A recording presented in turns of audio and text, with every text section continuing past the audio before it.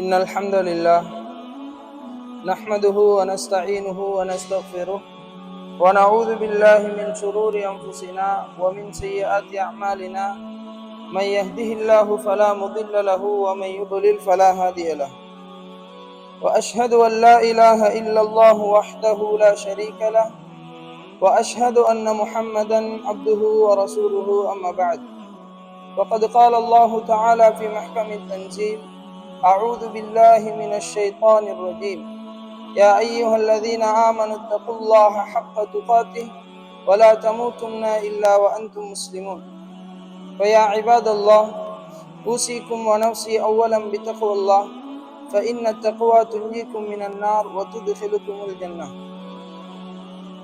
அளவில்லா அருளும் நிகரில்லா அன்பும் கொண்ட எல்லாம் வல்ல அல்லாஹ்வின் பெயர் கொண்டு ஆரம்பம் செய்கிறேன். புகழ் அனைத்தும் அவன் ஒருவனுக்கே உரித்தாகட்டும். அல்ஹம்துலில்லாஹ். சலவாத்தும் சலாமும் எங்கள் நபி ஸல்லல்லாஹு அலைஹி வஸல்லம் அவர்கள் மீதும் அவர்களை தொடர்ந்து வாழ்ந்த சஹாபாக்கள் மற்றும் இந்த உலகத்தில் உண்மையான இஸ்லாத்தை பின்பற்றும் அனைத்துள்ளங்கள் மீதும் உண்டாவதாக என்று வேண்டியவனாக.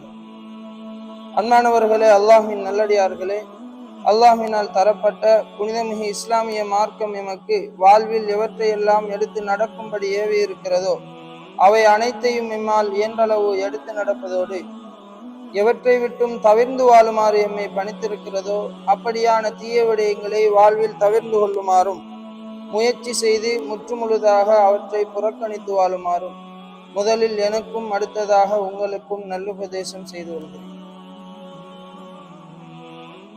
அன்பானவர்களே, அல்லாஹ்வின் நல்லடியார்களே, நாமெல்லாம் அல்லாஹ்வினுடைய அருளினால் இஸ்லாத்தை சுதந்திரமான முறையிலே பின்பற்ற முடியுமான சூழலிலும் அதற்குண்டான சட்ட அனுமதிகளோடும் வாழுகின்ற சந்தர்ப்பம் இந்த மண்ணிலே எமக்கு கிடைத்திருக்கிறது. நிச்சயமாக உலக அளவிலே சில இடங்களில் இஸ்லாத்தை பின்பற்றுவதென்பது மிகவும் ஒரு பாரதூரமான செயலாக, ஒரு கண்டிக்கத்தக்க விடயமாக கூட பார்க்கப்படுகிறது. அப்படி இருந்த போதிலும் அல்லாஹு தாலா எமக்கு அப்படியான ஒரு நெருக்கமான இறுக்கமான ஒரு சந்தர்ப்பத்தை அல்லாஹு தாலா ஏற்படுத்தவில்லை. சுதந்திரமாக சாதாரணமாக நல்ல முறையிலே வாழ்வதற்கான சந்தர்ப்பத்தை அல்லாஹு தாலா ஏற்படுத்தி தந்திருக்கிறார். இந்த உலகத்திலே எனக்கு சுதந்திரமாக பொருளீட்டுவதை விட இந்த உலகத்திலே நான் சுதந்திரமாக என்னுடைய தனி மனித நடவடிக்கைகளை அமைத்துக் கொள்வதை விடவும் என்னுடைய மார்க்க விவகாரங்களை நான் நல்ல முறையிலே கடைபிடிப்பதற்கான சந்தர்ப்பம் எனக்கு கிடைப்பது என்பது மிக மிக அல்லாஹ்வினால் அருளாக எனக்கு தரப்பட்ட ஒரு விடயமாக நான் பார்க்க வேண்டும். நபி ஸல்லல்லாஹு அலைஹி வஸல்லம் அவர்கள் தனது ஆரம்ப கட்டத்திலே தன்னால் எவ்வளவு முடியுமோ அவ்வளவு நல்ல முறையிலே இந்த சமூகத்திலே வாழ்ந்தார்கள். அவர்களை நல்லவர்கள் என்று மக்களும் ஏற்றுக்கொண்டிருந்தார்கள். இருந்த போதிலும் இஸ்லாத்தை அவர்கள் நடைமுறைப்படுத்தியதற்காக, இஸ்லாத்தை அவர்கள் பரப்பியதற்காக அந்த மக்கமா நகரில் கூட இஸ்லாத்தை கடைபிடிப்பது கடினமான ஒரு காலம் இருந்தது. அதன் பிறகு அல்லாஹு தாலா அதிலிருந்து அந்த பூமியையும் பாதுகாத்தான். அங்கு இருக்கும் மக்களுக்கும் அல்லாஹு தாலா அபயம் அளித்தார். ஆனால் எங்களுடைய நிலை உண்மையிலே அல்லாஹு தாலா தொன்று தொட்டு இந்த நாட்டிலே வாழ்வதற்கான எல்லா வசதிகளையும் ஏற்படுத்தி இருக்கிறார். எனவேதான் இப்படியான சூழலிலே வாழுகின்ற நாம் எங்களுடைய வாழ்க்கையிலே உண்மையில் என்னுடைய நாளாந்த செயற்பாடுகளில் என்னுடைய இஸ்லாத்தின் கடைபிடிப்பு, நான் இஸ்லாத்தை நடைமுறைப்படுத்துகின்ற விதம் எந்த அளவுக்கு இருக்கிறது? இஸ்லாத்தை அங்கு அதான் சொல்லுவதை நிறுத்திவிட்டார்கள். இங்கு இஸ்லாத்திற்கு எதிரான போர் நடக்கிறது. இந்த இடத்திலே இப்படியான முஸ்லிம்களுக்கு எதிரான அதிகாரங்கள் எல்லாம் முஸ்லிம்களை அடக்குகின்ற சந்தர்ப்பங்கள், சம்பவங்கள் நடைபெறுகிறது என்றெல்லாம் நாம் கதைத்துக் கொண்டிருக்கிறோம். ஆனால் எந்தவித சிக்கலும் இல்லாத இந்த சூழலிலே நான் இஸ்லாத்தை என்னுடைய வாழ்க்கையில எப்படி அமைத்திருக்கிறேன்? எனக்கு எந்தவித தடையுமே கிடையாது சரியான இஸ்லாத்தை பின்பற்றுவது. இஸ்லாம் சொல்லிய முறையிலே, சமாதானமான முறையிலே, சமூகத்திலே நல்ல முறையிலே சாத்வீகமான வாழ்க்கையை வாழ்வதற்கு எனக்கு எந்த தடையும் கிடையாது. இருந்த போதிலும் என்னுடைய இஸ்லாத்தை நான் எந்த அளவுக்கு கடைபிடிக்கிறேன். தடைகள், பிரச்சனைகள் வருகின்ற இடங்கள் ஒரு பக்கம் இருக்க, எந்த சிக்கலும் இல்லாத இந்த சூழலிலே என்னுடைய வாழ்விலே நான் நினைத்தால் இஸ்லாத்தை நான் நடைமுறைப்படுத்த முடியும் என்கின்ற நிலையிலே என்னுடைய வீட்டுக்குள் நான் இஸ்லாத்தை எந்த அளவுக்கு எடுத்திருக்கிறேன். என்னுடைய சொந்த வாழ்விலே, என்னுடைய பொருளாதார வாழ்க்கையிலே, என்னுடைய சமூக புழக்கத்திலே, என்னுடைய நான் சார்ந்திருக்கின்ற நிறுவனங்களிலே இஸ்லாத்தை நான் எந்த அளவுக்கு நடைமுறைப்படுத்துகிறேன். இப்பொழுது வெறுமனே கதை அளப்பதற்காக நாங்கள் அங்கு நடப்பவையும் இங்கு நடப்பவையும் கதைத்துக் கொண்டிருப்பதில் என்னுடைய இஸ்லாத்தின் உண்மையான ஈடுபாடு, இஸ்லாத்தின் மீதான உண்மையான நேசமும், இஸ்லாத்தின் மீதான உண்மையான ஏக்கமும் எனக்குள் இருப்பதாக நாம் காண முடியாது. அப்படி ஒன்றாக நாம் அதனை கருத முடியாது. அப்படி கருதக்கூடியவனாக நான் இருப்பேன் என்றால் என்னுடைய அதிகாரத்தின் கீழான என்னுடைய வாழ்க்கையிலே, செயல் சுதந்திரம் பெற்றிருக்கக்கூடிய என்னுடைய வாழ்க்கையிலே இஸ்லாத்தினுடைய செயற்பாடு, இஸ்லாத்தினுடைய வெளிப்பாடு எந்தவித சிக்கலும் இல்லாமல் 100% பின்பற்றப்பட வேண்டும். தனி மனிதனாக ஒரு மனிதன் எவற்றையெல்லாம் இஸ்லாத்திலே செயற்படுத்த முடியுமோ அப்படியான எல்லா கட்டங்களிலும் என்னுடைய வாழ்க்கையிலே இஸ்லாம் பிரதிபலிக்கப்பட வேண்டும். இல்லாத பொழுது என்னுடைய வீட்டுக்குள் இஸ்லாத்தை நடைமுறைப்படுத்த என்னால் முடியாது, நாளாந்த வாழ்க்கையிலே என்னால் இஸ்லாத்தை நடைமுறைப்படுத்த முடியாது என்றால் நான் உலக அரசியல் குறித்தும், உலகத்தினுடைய இஸ்லாமிய நெருக்குவாரங்கள் குறித்தும், இஸ்லாத்திற்கு எதிரான கரகோஷங்கள், இஸ்லாத்திற்கு எதிரான கெடுபிடிகள் குறித்தும் பேசுவதற்கு நான் தகுதியற்றவன். எனவேதான் அவர்கள் எல்லோரும் இஸ்லாத்துக்கு வெளியிலிருந்து இஸ்லாத்தை இல்லாமல் செய்ய முனைகிறார்கள். நான் இஸ்லாத்திற்குள் இருப்பதாக எண்ணிக்கொண்டு நான் இஸ்லாத்தை இல்லாமல் செய்வதற்கு நான் ஆசைப்படுகிறேன், முயற்சிக்கிறேன். இதுதான் வித்தியாசம். எனவேதான் அன்பானவர்களே, அல்லாஹ்வின் நல்லடியார்களே, எங்களுடைய வாழ்க்கையிலே என்னுடைய தூய இஸ்லாத்தை நான் பின்பற்றுவதில் மிக மிக முக்கியமான இடத்தில் அமைந்திருப்பதுதான் என்னுடைய வாழ்க்கையிலே இருக்கக்கூடிய தொழுகை என்கின்ற மிகப்பெரியதொரு அம்சம். இந்த முகவுரையோடு நான் வருகின்ற கட்டம் இஸ்லாத்தினுடைய மிகப்பெரியதொரு பிரதான ஒரு அம்சமாக அல்லாஹ்வினால் தரப்பட்டிருப்பதுதான் தொழுகை என்கின்ற இந்த அம்சம்.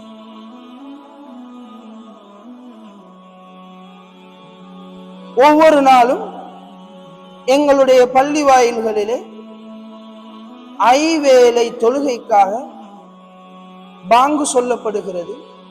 ஹய்ய அலல் ஸலா, தொழுகையின் பக்கம் விரைந்து வாருங்கள், ஹய்ய அலல் ஃபலா, வெற்றியின் பக்கம் விரைந்து வாருங்கள் என்று எங்களுக்கு அழைப்பு விடுக்கப்படுகிறது. கேட்காமலும் கேட்டாலும் கூட கேட்காதது போன்றும் நாம் இருக்கிறோம் என்றால், ஒன்று தொழுகையின் மீதான ஆர்வம் எனக்கு இல்லை, இஸ்லாத்தை நடைமுறைப்படுத்த வேண்டும் என்ற ஆசை எனக்குள் கிஞ்சிற்றும் கிடையாது. இல்லாத பொழுது கேட்பதற்கான செவிப்புலன் இல்லாத செவிட்டுத்தனமான வாழ்க்கையிலே நான் இருக்கிறேன். அதனையும் தாண்டி கேட்கிறது என்றாலும் என்னுடைய உள்ளம் துருப்பிடித்திருக்கிறது, கருப்பிடித்திருக்கிறது. அதற்குள் இருந்து என்னால் மீளெழுந்து வர முடியாமல் தவிக்கிறேன். ஷைத்தானிய வலைக்குள் அகப்பட்டு முடங்கி போய் நான் கிடக்கிறேன். அதனால் என்னால் எழுந்து வர முடியவில்லை. அல்லது என்னுடைய கால்கள் பார்வைக்கு நல்லாக இருந்தாலும் அது முடமாக இருக்கிறது, என்னால் சரிவர செயற்பட முடியாது. ஈமானிய சுறுசுறுப்பு எனக்குள் இல்லை என்பதுதான் இவற்றினுடைய வெளிப்பாடு. இன்றைய காலத்திலே உலகம் சார்ந்த எத்தனையோ விடயங்களிலே சக்சஸ் என்பதை தேடி நாம் அலைகிறோம். எந்த கல்லூரியில் படிக்க வைத்தால் என்னுடைய பிள்ளையின் எதிர்காலம் சக்சஸ், ஒளிமயமான எதிர்காலம் எங்கு கிடைக்கும்? வேலை வாய்ப்புடன் கூடிய, கண்ணியத்துடன் கௌரவத்துடன் கூடிய ஒரு வாழ்வை எப்படி பெற்றுக் கொடுக்கலாம் தேடுகிறோம். லட்சக்கணக்கிலே செலவழிக்கிறோம். நாடு கடந்து படிக்க வைக்கிறோம். இப்படியான ஏற்பாடுகள் எல்லாம் நாம் செய்கிறோம். எங்கு சென்று எந்த தொழிலிலே கால் வைத்தால், எந்த வியாபாரத்திலே நான் இருந்தால் என்னுடைய வாழ்வும் என்னுடைய குடும்பத்தின் வாழ்வும் நல்ல முறையில் அமையும். தேர்வு செய்கின்ற பொருட்களில் கூட எவை சிறந்தது என்று தேடுகிறோம். எங்களுடைய வாழ்க்கையை ஒரு வெற்றி பெற்ற வாழ்க்கையாக, 4 பேர் புகழ்ந்து என்னை பற்றி பேசும் விதமாக நான் வாழ வேண்டும் என்று உலகம் சார்ந்த விடயங்களிலே ஏதோ ஒரு அடைவுக்காக எவ்வளவோ கஷ்டப்படுகிறோம். ஒரு பரீட்சை வந்து விட்டால் ஒரு மாணவனின் பரீட்சைக்காக எத்தனை பேர் சுற்றி இருந்து அதற்காக கஷ்டப்படுகிறோம், கண் விழிக்கிறோம், சேவைகள் செய்கிறோம், தியாகம் செய்கிறோம். நிறுவன ரீதியாக, தனிநபர் ரீதியாக, குடும்ப ரீதியாக, சமூக ரீதியாக எத்தனையோ ஏற்பாடுகள் நடைபெறுகிறது.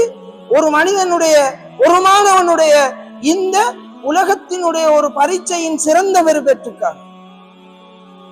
அப்படியான சந்தர்ப்பத்திலே எங்கோ இருந்து ஒரு அழைப்பு வந்து விட்டால் நாம் சக்சஸ் செய்திருக்கிறோம், எங்களுடைய நிறுவனம் இப்படி சமூகத்திலே சாதனை புரிந்திருக்கிறது, ரிசல்ட்ஸ்களை கொட்டி எங்களை அழைத்தால் உடனே ஓடுவோம், நம்பிக்கை வைப்போம், இங்கு சென்றால் வெற்றி. இதெல்லாம் சாதாரணமாக நடக்கின்ற சமூகத்தினுடைய இயல்பான சில விடயங்கள்.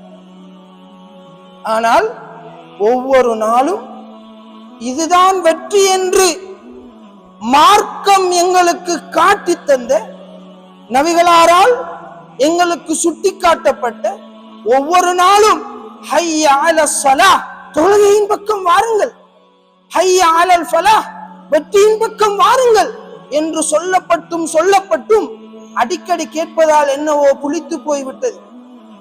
அதன் பக்கம் வருவதற்கு எங்களுக்கு மனம் இடம் தராமல் நாம் வாழ்கிறோம் என்றால் நாம் நினைக்கலாம், நான் ஒரு ஆண் என்று, எங்களோட பாசையில சொல்றேன்னா நான் ஒரு ஆம்பளை என்று நினைக்கலாம்.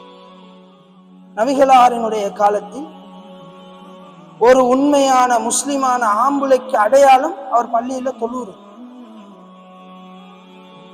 ஆணுக்கு நாம் இந்த உலகத்திலே எத்தனையோ அடையாளங்கள் சொல்லலாம். உடல் உறுப்பு ரீதியாக, செயற்பாடு ரீதியாக, உணர்வு ரீதியாக, ஆளுமை ரீதியாக எத்தனை வித்தியாசங்களை பெண்ணிலிருந்து நாம் கொடுத்தாலும் கூட இஸ்லாம் சொல்லுகின்ற மிகப்பெரியதொரு அடையாளமாக பள்ளி வாயில்களிலே அதான் சொல்லப்பட்டு விட்டால் அதான் சொல்லப்பட்ட அந்த பள்ளி வாயில்களிலே சென்று தொழுகையை நிறைவேற்ற வேண்டும் என்பது ஒரு ஆணுக்கான அடையாளமாக இஸ்லாம் சொல்லி இருக்கிறது, ஆணுக்கான கடமையாக சொல்லி இருக்கிறது. எங்களுடைய சமூகத்திலே பெரும்பாலும் எங்கள் எல்லோருக்கும் தெரிந்த சிறந்த ஒரு ஹதீஸ், பரிச்சயமான ஹதீஸ் சொல்லிவிட்டு கடந்து செல்வோம். தனியாக தொழுவதை விட ஜமாஅத்தாக தொழுவது 27 மடங்கு சிறந்தது என்று நாம் சொல்லிவிட்டு செல்கிறோம்.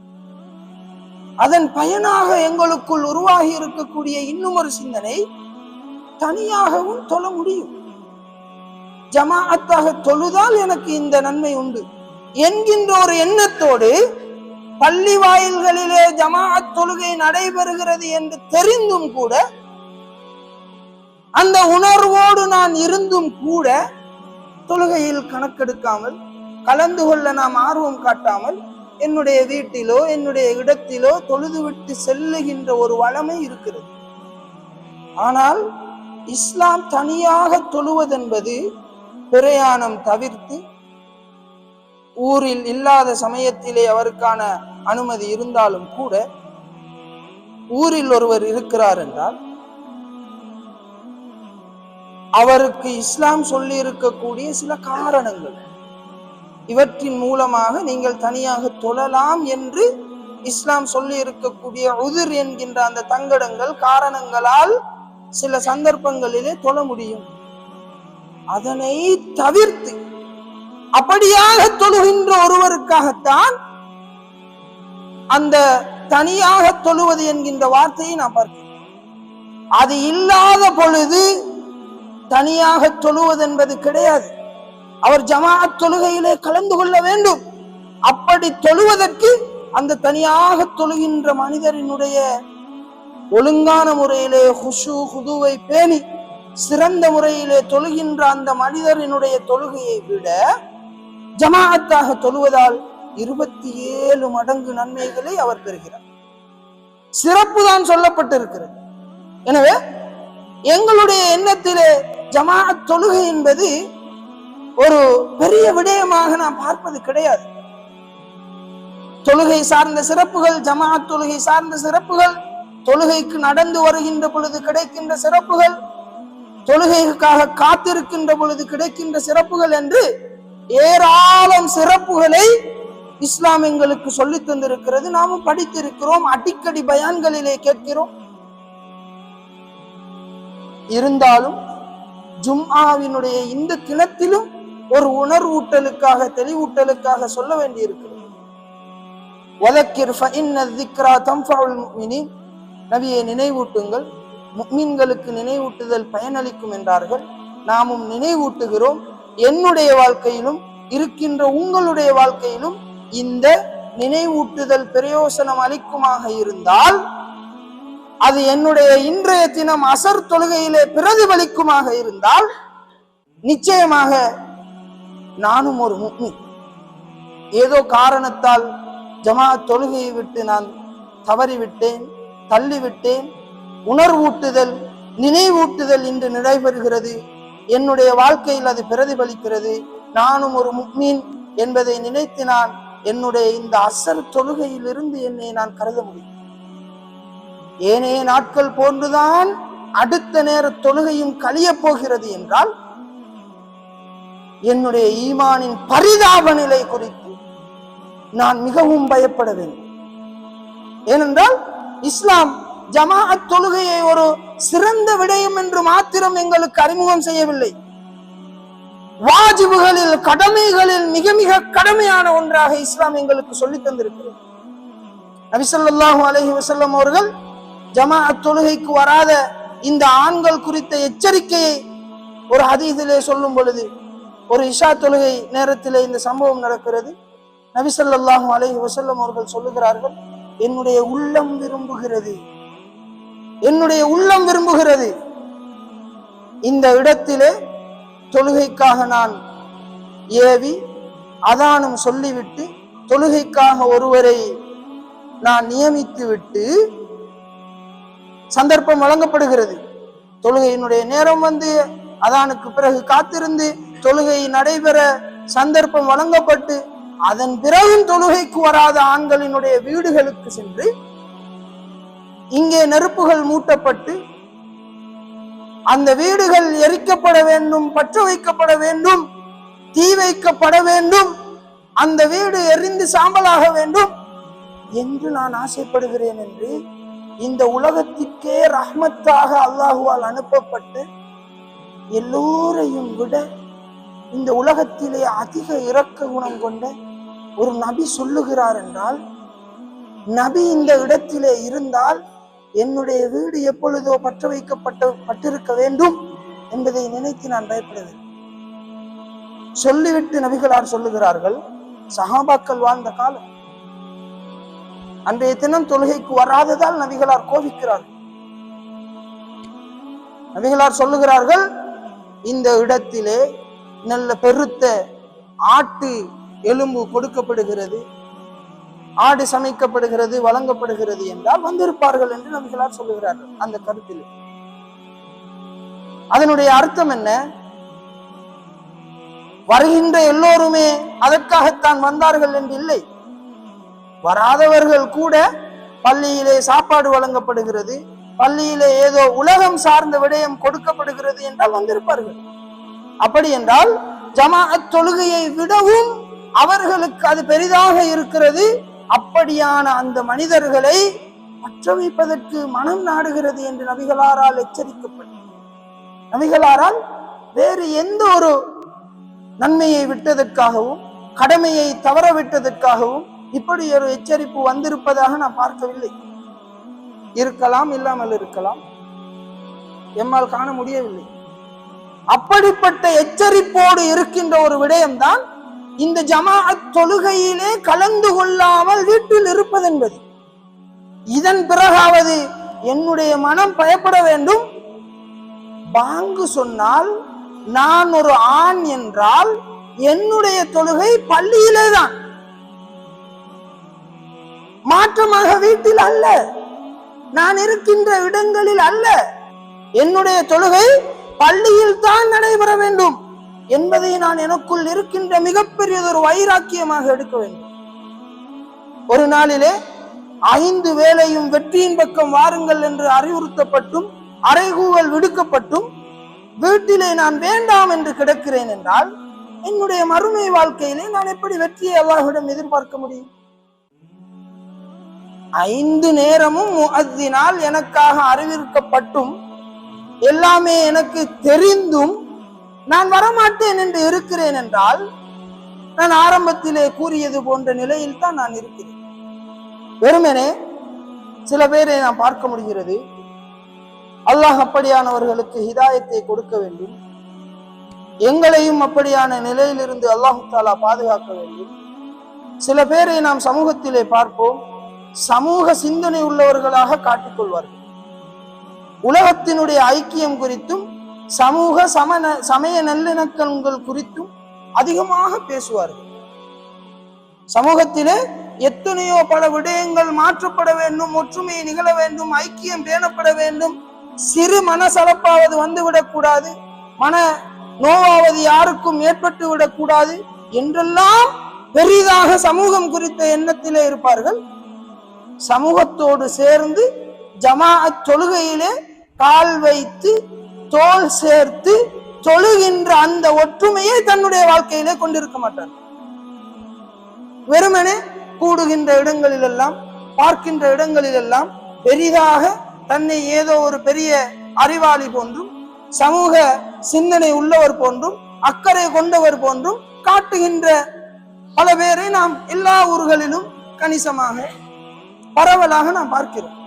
ஆனால் ஐவேளை தொழுகையின் போதான ஜமாஅத் தொழுகைக்கான அழைப்பு எனக்கு விடுக்கப்பட்டும் அந்த ஒற்றுமையிலே ஐக்கியத்திலே என்னையும் ஒருவனாக மாற்றுவதற்கு என்னால் முடியாமல் இருக்கிறது.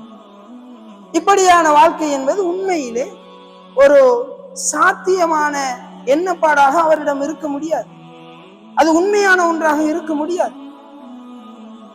இந்த விடயத்தில் கூட தன்னை ஒற்றுமைப்படுத்த முடியாத ஒருவர் இயக்கங்களினுடைய ஒற்றுமை குறித்தும் சமூக நிறுவனங்களினுடைய ஒற்றுமை குறித்தும் சமூக குழுக்களுக்கு இடையிலான ஒற்றுமை குறித்தும் ஊர்களுக்கு இடையிலான ஒற்றுமை குறித்தும் இந்த உலகத்தில் அவரால் பேச அவர் தகுதியற்றவர்.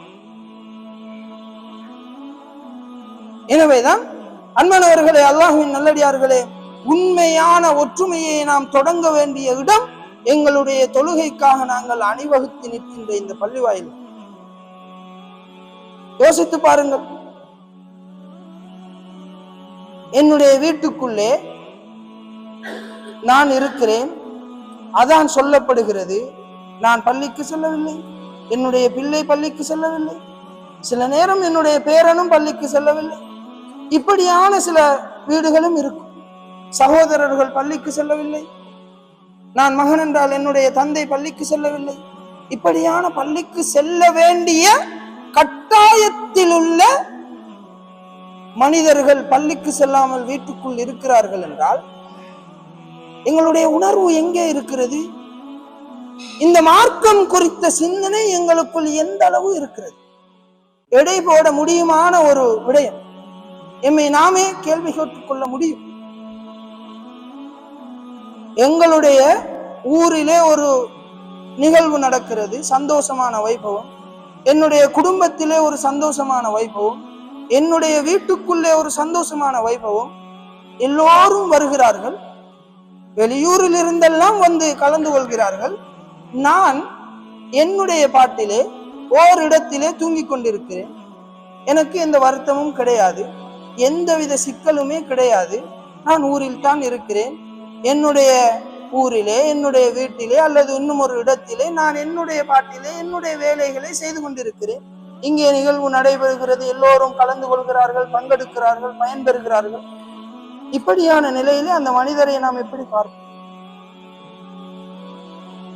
இப்படியான நிலையிலே இந்த நிகழ்வுக்கு முக்கியமாக முன்னால் நின்று செய்யக்கூடிய ஒருவர் பின்வாங்கி இருக்கிறார் என்றால் நாம் அவரை எப்படி பார்ப்போம்? ஒன்று, அவருக்கு அதிலே விருப்பம் இல்லாமல் இருக்க வேண்டும், அல்லது அங்கு நடக்கின்ற ஏதோ ஒன்று அங்கு நடத்துபவர்களால் அவர்களுக்கு மனக்கசப்பு ஏற்பட்டு இருக்க வேண்டும், அவர்களோடு கோபம் இருக்க வேண்டும், அல்லது இப்படி ஒன்று நடப்பது அவருக்கு ஏதோ ஒரு தீங்கை விளைவிக்க வேண்டி இருக்கும், அதனால் அதிலே நான் கலந்து கொள்ள மாட்டேன் என்று ஒதுங்கி விடுவார். இதனையும் தாண்டி இவை எதுவுமே இல்லை என்றால் அவர் புத்தி இல்லாத ஒருவராகத்தான் இருக்க வேண்டும். இப்பொழுது என்னுடைய ஊரிலே நான் கலந்து கொள்வதற்காக இங்கே சொல்லப்படுகின்ற அதான் யாருக்காக? பள்ளி வாயில்களிலே சொல்லப்படுகின்ற அதான் யாருக்காக? நான் ஒரு முஸ்லிம் என்றால் எனக்காக, நான் ஒரு முஸ்லிம் இல்லை என்றால் அதனுக்காக அல்ல. இவ்வளவுதான் அதனுடைய சுருக்கம். எனக்காக சொல்லப்படுகின்ற என்னுடைய ஊரிலே உள்ள என்னுடைய பள்ளியிலே தொழுகை நடக்கும் பொழுது என்னால் கலந்து கொள்ள முடியவில்லை என்றால், வெளியூரிலிருந்து வருபவர்கள் தொழுகிறார்கள், என்னை விட பலத்தில் குன்றியவர்கள் தொழுகிறார்கள், என்னை விட இயலாதவர்கள், என்னை விட மார்க்கம் தெரியாதவர்கள் எல்லாம் வந்து தொழுது விட்டு கலந்து விட்டு பங்கெடுத்து விட்டு பயன்பெற்று விட்டு செல்லுகிறார்கள். நான் எல்லாம் இருந்தும் புத்தி இருந்தும் நான் தொழுகைக்கு வரவில்லை, உலகத்தினுடைய ஏதோ ஒரு சாட்டை சொல்லிவிட்டு நான் கடந்து வருகிறேன் என்றால், இதே சாட்டு போக்குகள் இதனையெல்லாம் கொண்ட சமூகம் தான் சஹாபாக்கள். அந்த சமூகத்தில் தான் நபிகளார் இதனை இப்படி பகிரங்கமாக எச்சரிக்கையாக வலியுறுத்தினார்கள். இப்பொழுது நான் வரவில்லை என்றால், என்னுடைய பள்ளியிலே என்னுடைய ஊரிலே நடக்கின்ற இந்த நிகழ்விலே என்னால் கலந்து கொள்ள முடியவில்லை என்றால், ஒன்று, எனக்கு அல்லாஹோடு கோபம் இருக்க வேண்டும், நடாத்தப்படுகின்ற தொழுகை அவனுக்காக, அல்லாஹோடு எனக்கு கோபம் இருந்தால் நான் வராமல் இருக்கலாம், அல்லது இங்கு இருக்கின்ற தொழுகை எனக்கு பிடிக்காமல் இருக்க வேண்டும், தொழுதால் எனக்கு ஏதும் ஆகிவிடுமோ என்று நான் பயப்பட வேண்டும். இல்லையா? இதுவும் எதுவுமே இல்லையா? நான் தொழுகை குறித்த எந்தவித ஆசையும் இல்லாமல் இருக்க வேண்டும். புத்தி இருந்தால், சுயமாக சிந்திக்கின்ற ஆற்றல் பெற்றவட நான் இருந்தால் யோசித்து பாருங்க. குர்ஆன் சொல்லுகிறது, இன்ன ஸலாத்த கானத் அலல் முஃமினீன கிதாபம் மவ்கூதா. இந்த தொழுகை என்பது முஃமின்கள் மீது நேரம் குறிக்கப்பட்ட கடமை என்று சொல்லுகிறது. அது யுத்த காலத்திலும் தொழ வேண்டும் என்கிறது. நோயாளியாக இருந்தாலும் அதற்குரிய முறைகளை பேணி சலுகைகளை எடுத்து தொழ வேண்டும் என்கிறது. ஆனால் என்னுடைய வாழ்விலே இந்த தொழுகை குறித்த எந்தவித எண்ணமும் இல்லாமல் நான் இருக்கிறேன் என்றால், அது தவறிவிடுகிறதே என்று நான் பயப்படாமல் இருக்கிறேன் என்றால், என்னுடைய வாழ்க்கை குறித்து நான் மிகவும் பயப்பட வேண்டும். என்னுடைய மார்க்கம் எங்கோ சென்று கொண்டிருக்கு. அதனைத்தான் நான் ஆரம்பத்திலே கூறினேன். இஸ்லாத்தை நல்ல முறையிலே சுதந்திரமான முறையிலே கடைபிடிக்க முடியுமான சூழலிலே நான் இருந்தும் கூட, என்னால் என்னுடைய விருப்பத்தின் பேரிலே இஸ்லாம் தடைபடுகிறது என்றால், என்னுடைய வாழ்விலே நான் நினைத்தால் செயல்படுத்த முடியும் என்றிருந்தும் இஸ்லாம் துஷ்பிரயோகம் செய்யப்படுகிறது, தள்ளி போடப்படுகிறது என்றால், என்னுடைய இஸ்லாம் மறுமையிலே எந்த நிலையிலே இருக்கும் என்பதை நினைத்து நான் பயப்பட வேண்டும். அல்லாஹு தஆலா அப்படியான மனிதர்களில் இருந்து எம்மை அல்லாஹு தஆலா பாதுகாக்க வேண்டும். ஒரு தடவை ஒரு கண் தெரியாத சஹாபி நபிகளாரிடம் வந்து சொல்லுகிறார், பள்ளிவாயிலுக்கு என்னை அழைத்து வருவதற்கு கண் தெரியாத ஒருவர், பழமையிலே அவருக்கு கண் தெரியாத ஒரு வாழ்வு, எப்படி கஷ்டப்படுவார், தட்டு தடுமாறித்தான் வர வேண்டும். அப்படி வரவேண்டிய ஒருவர் சொல்லுகிறார் நபிகளாரிடம், என்னை அழைத்து வருவதற்கு யாருமே எனக்கு கிடையாது, எனவே வீட்டில் தொழுவதற்கு அனுமதி தாருங்கள் என்று நபிகளாரிடம் கேட்கிறார். நபிகளாரும் அவருக்கு ருக்ஸத் அனுமதி கொடுத்து விடுகிறார்கள், சலுகை செய்து விடுகிறார்கள். அவர் செல்லும் பொழுது நபிகளார் உடனே அவரை அழைத்து, உங்களுக்கு இந்த அதான் சப்தம், பாங்கு சப்தம் கேட்கிறதா என்று கேட்கிறார். அவரும் ஆம் என்கிறார். எனவே ஃபஅஜிப், நீங்கள் வந்துதான் ஆக வேண்டும், அழைக்கப்படுவதற்கு நீங்கள் விடை அளித்தே தீர வேண்டும் என்று சொல்லுகிறார் என்றால், கண் குருடான பார்வை இழந்த அந்த மனிதருக்கே நபிகளார் இவ்வளவு கடுமையானதாக கடமையானதாக இந்த தொழுகையை சொல்லி காட்டுகிறார்கள், கட்டளை இடுகிறார்கள் என்றால் என்னுடைய வாழ்க்கையிலே என்னுடைய உள்ளம் குருடானதாகவே தவிர வேறு எந்த காரணத்தாலும் என்னால் வர முடியாமல் இருக்க முடியாது. யோசித்து பாருங்க, என்னுடைய வாழ்க்கை எங்க இருக்கிறது? நபிகளாரினுடைய அந்த சூழலிலே ஒரு குருடான மனிதர் கூட வந்து நபிகளாரிடம் சலுகை பெற, அனுமதி பெற விரும்புகிறார்கள் என்றால் வீட்டில் தொழுவதற்கு, அந்த சூழலிலே ஜமாத் தொழுகை குறித்த எவ்வளவு கடினமான போக்கு இருந்திருக்க வேண்டும். ஜமாத் தொழுகையை விடுவதென்றால் ஏதோ ஒன்று என்று பயப்பட்டு இருக்க வேண்டும். இல்லை என்றால் அவர் கேட்டிருக்க தேவையில்லை. எங்களை போன்று சிறு சிறு விடயங்களுக்காக சலுகை பெறுவது போல அதனை எடுத்துவிட்டு சென்றிருக்க முடியும். அவ்வளவு பயப்பட்டார்கள். இன்னும் ஒரு ஹதீஸிலே நாம் பார்க்கிறோம், நபிகளாரினுடைய காலத்திலே இப்படியான சம்பவங்கள் எல்லாம் நடைபெற்றது போன்று நபிகளாரினுடைய கால ஜமாத் தொழுகை வழிமுறையை, நடைமுறையை சொல்லும் பொழுது, அந்த தொழுகையிலே கலந்து கொள்ளாத ஒருவர் ஊரிலே இருப்பார் என்றால் 2 பேராகத்தான் இருக்க முடியும். ஒன்று, நபிகளாரினுடைய காலத்திலே எங்களுக்கு தெரியும் முனாபிக்குகள் இருந்தார்கள். முஸ்லிம்கள் இருந்ததை போல காவிர்கள் இருந்ததை போல, காவிர்களாக இருந்து முஸ்லிம்கள் போன்று நடிக்கின்ற முனாபிக்குகளும் இருந்தார்கள். அதிலே சில பேர் சமூகத்திலே இவர் முனாபிக் என்று அறியப்பட்டவர், மஅலூமுன் நிஃபாக், இவர்தான் முனாபிக் என்று தெளிவாக தெரியப்பட்டவர் நபிகளாருடைய சூழலிலே இருந்தார்கள். அப்படியானவர்கள் மாத்திரம் பள்ளிக்கு வரமாட்டார்கள். அதற்காக பள்ளிக்கு வராதவர் முனாபிக் என்பது அல்ல. முனாபிக் பள்ளிக்கு வரமாட்டார். தெரிய சமூகத்திலே தெளிவாக தெரியப்பட்டவர். நடித்துக் கொண்டிருந்த சமூகத்திலே முனாபிக் என்று தெரியாதவர்கள் கூட ஜமாத் தொழுகையிலே இருந்தார்கள். அதே போல நோயாளியாக ஒருத்தர் இருப்பார். அவரும் சமூகத்திலே இருந்தால், ஊரிலே இருந்தால் பள்ளிக்கு வரமாட்டார். இதுதான் காரணமாக இருக்கும் ஜமாத் தொழுகையிலே கலந்து கொள்ளவில்லை என்றால். அந்த நோயாளியை, அவர் நோயாளியாக இருந்தாலும் கூட அவரை தூக்கி கொண்டு இழுத்து கொண்டு அவரை எப்படி கொண்டு வர முடியுமோ அப்படி கொண்டு வந்து சப்பிலே இருப்பாட்டுவார்கள், நிப்பாட்டுவார்கள் என்பதை நாம் பார்க்கிறோம் ஹதீஸ்களிலே வருகின்ற விடை. எனவேதான் அன்பானவர்களே, அல்லாஹ்வின் நல்லடியார்களே, இப்படியான எந்த நிலையும் இல்லாமல் எவ்வளவோ சந்தோஷமான தருணங்களிலே வாழுகின்ற நாம் இந்த பள்ளி வாயிலுக்கு வந்து என்னுடைய இறைவனுக்கு முன்னால் என்னால் சுஜூது செய்ய முடியவில்லை என்றால் நான் அல்லாஹுவை வெறுமனே அல்லாஹு அக்பர் என்று சொல்லுவதில் என்ன பயன் இருக்கு? என்னுடைய குடும்பத்திலே ஏதோ ஒரு சந்தோஷமான நிகழ்விலே என்னால் முடியாது என்றாலும் சொல்லி என்னை கொண்டு சேர்க்க சொல்லுகிறோம். என்னுடைய குழந்தைகளினுடைய பேர குழந்தைகளினுடைய நல்லொரு விடயத்திலே நான் ஒரு வயது முதிர்ந்தவனாக இருந்தால் அங்கு சென்று அவர்களை பார்க்க வேண்டும் என்று ஆசைப்படுகிறோம்.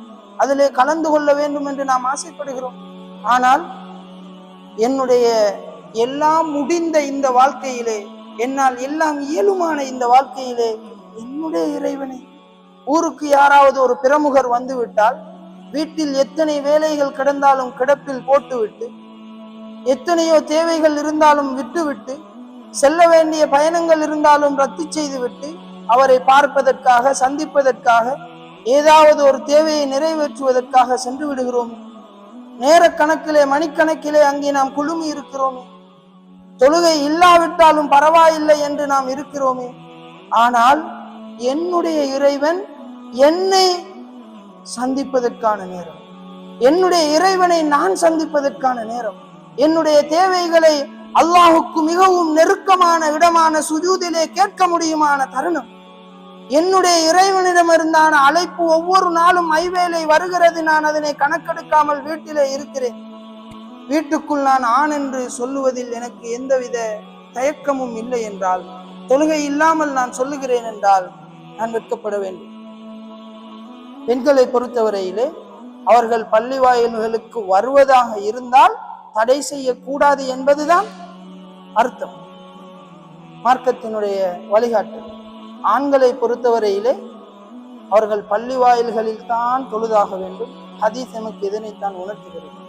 எனவேதான் அன்பானவர்களே, அல்லாஹ்வின் நல்லடியார்களே, நபிகளாருக்கு அல்லாஹு தாலாவால் கொடுக்கப்பட்ட சுனனுல் ஹுதா, இந்த நேர்வழியினுடைய வழிமுறைகளிலே மிக முக்கியமான ஒன்றுதான் பள்ளி வாயில்களிலே தொழுகையை நிறைவேற்றுவதென்று. யாரெல்லாம் மறுமையிலே அல்லாஹுவை முஸ்லிமாக சந்திக்க விரும்புகிறார்களோ அவர்கள் இந்த விடயத்தை பேண வேண்டும் என்று ஹதீஸ் எங்களுக்கு சொல்லித் தருகிறது. எனவேதான் அன்பானவர்களே, அல்லாஹ்வின் நல்லடியார்களே, எங்களுடைய வாழ்க்கையிலே அல்லாஹு தஆலா குர்ஆனிலே சொல்வதை போல கத் அஃப்லஹல் முஃமினூன் அல்லதீன ஹும் ஃபீ ஸலாத்திஹிம் காஷிஊன், முஃமின்கள் வெற்றி பெற்று விட்டார்கள், அவர்கள் தங்களுடைய தொழுகையிலே உள்ளச்சத்தோடு பயபக்தியோடு தொழுவார்கள் என்று அல்லாஹு தஆலா சொல்லுவதை போல என்னுடைய வாழ்க்கையிலே தொழுகையை எப்படி தொழ வேண்டுமோ, எங்கு தொழ வேண்டுமோ, எந்த நேரத்தில் தொழ வேண்டுமோ அப்படியான நல்ல முறையிலே நாம் பேணி எங்களுடைய வாழ்க்கையிலே இந்த ஜமாத் தொழுகையை ஒரு சிறப்பான விடயமாக மாத்திரம் பார்த்து விடாமல், அதற்கென்று நிறைய சிறப்புகள் உண்டு, ஆனால் அதனையும் தாண்டி என்னுடைய நரகத்தையும் சொர்க்கத்தையும் தீர்மானிக்கும் ஒரு விடயமாக நான் பார்த்து என்னுடைய இறைவனுடைய அருளையும் கோபத்தையும் என்னிடம் கொண்டு வருகின்ற ஒரு விடயமாக ஊடகமாக நான் இந்த தொழுகையை பார்த்து பாங்கு சொல்லிவிட்டால் என்னுடைய தொழில் தலங்களுக்கு கடமை கண்ணியம் கட்டுப்பாடு என்று கதைக்கின்ற நான் எப்படி உரிய நேரத்தில் செல்லுவதற்கு ஒரு பரீட்சை மண்டபத்திலே உரிய நேரத்தில் இருக்க வேண்டும் என்று பயப்படுகிறேனோ, அதனை கடமையாக பார்க்கிறேனோ, அதனை விட கடமையாக, அதனை விட உன்னதமானதாக, அதனை விட முக்கியமானதாக பாங்கு சொல்லிவிட்டால் பள்ளியிலே நான் சமூகம் அளிக்க வேண்டும் என்கின்ற உணர்வோடு என்னுடைய வாழ்க்கையை நான் மாற்ற வேண்டும். அடுத்த தொழுகையில் இருந்தாவது இது என்னுடைய வாழ்விலே பிரதிபலிக்க வேண்டும். இதனையும் தாண்டி வளர்க்கப்படுகின்ற குழந்தைகளும் இந்த உணர்வோடு வளர்க்கப்பட வேண்டும்.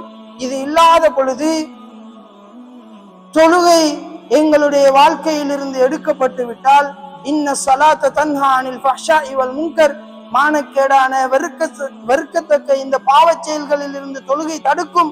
தடுக்க வேண்டிய தொழுகையை நாம் தடுத்து விட்டால் வாழ்விலிருந்து இவை எல்லாமே வெள்ளமாக வெள்ள பெருக்காக என்னுடைய வாழ்விலே வந்து சேரும்.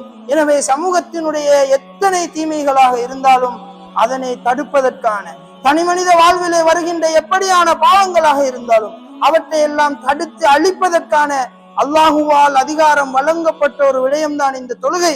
இந்த தொழுகை எல்லோரிடத்திலும் உருவாகிவிட்டால், அது ஆண்களுக்கான ஜமாஅத் தொழுகையாக சமூகத்திலே பிரதிபலிக்கப்பட்டு விட்டால், ஜமாஅத் தொழுகையில் ஆண்கள் எல்லோரும் கலந்து கொண்டிருக்கும் பொழுது, முஸ்லிம்கள் எல்லோரும் கலந்து கொண்டிருக்கும் பொழுது, சூழலிலே சமூகத்திலே பாங்கு சொல்லியும் அங்கும் இங்குமாக நிற்கின்றவர்கள், ஊசலாடி திரிகின்றவர்கள் சமூகத்திலே வேறு கண்ணோட்டத்தோடு பார்க்கப்படும் பொழுது அவர்களை நல்லவர்களாக சமூகத்திலே பார்க்கின்ற எண்ணம் இல்லாமலாக்கப்பட்டு இஸ்லாத்தினுடைய தூணை உடைக்கக்கூடியவர்களாக, தொழுகையை பிற்போக்குவாதமாக நினைக்கக்கூடியவர்களாக, உரிய நேரத்திலே பள்ளிக்கு செல்வதை ஏதோ ஒரு மனக்கசப்பான ஒரு விரும்பத்தகாத செயலாக பார்க்கின்றவர்களாக சமூகத்திலே அவர்கள் நடந்து கொண்டிருக்கும் பொழுது, அவர்களையும் அப்படியானவர்களாக நாம் பார்க்க முற்படும் பொழுது, தொழுகை இல்லாமல் ஒருவர் இருக்கிறார் என்றால் அவரை தொழுகையின் பக்கம் எப்படியாவது எடுத்துவிட வேண்டும் என்று நாம் ஆசைப்படும் பொழுது இந்த சமூகம் நிச்சயமாக நல்ல முறையிலே விழித்தலும் அது வளர்ந்து வரும், எதிர்காலம் சிறந்ததாக அமையும். எனவேதான் அன்பானவர்களே, அல்லாஹ்வின் நல்லடியார்களே, எங்களுடைய வாழ்க்கையிலே தொழுகையை பேணுவோம். ஜமாஅத் தொழுகை மிகவும் கண்டிக்கத்தக்க ஒரு விடயமாக, விட்டுவிட்டால் ஏதோ நடந்து விடுமோ என்ற பயத்தோடு நாம் அதனை கடைபிடிப்போம். அல்லாஹு தாலாவினுடைய அருளையும் ஆசை வைப்போம். அல்லாஹு தாலா எம் அனைவரையும் மறுமையிலே அவனை முஸ்லிமாக சந்திக்கக்கூடிய பாக்கியம் பெற்றவர்களாக ஆக்கி அருள் புரிவானாக. அகூலு கௌலி ஹாதா அஸ்தக்ஃபிருல்லாஹ் லி வலக்கும் வலி ஜமீஇல் முஸ்லிமீன வல் முஃமினீன அஜ்மஈன் ஃபஸ்தக்ஃபிரூஹு இன்னஹு ஹுவல் கஃபூருர் ரஹீம்.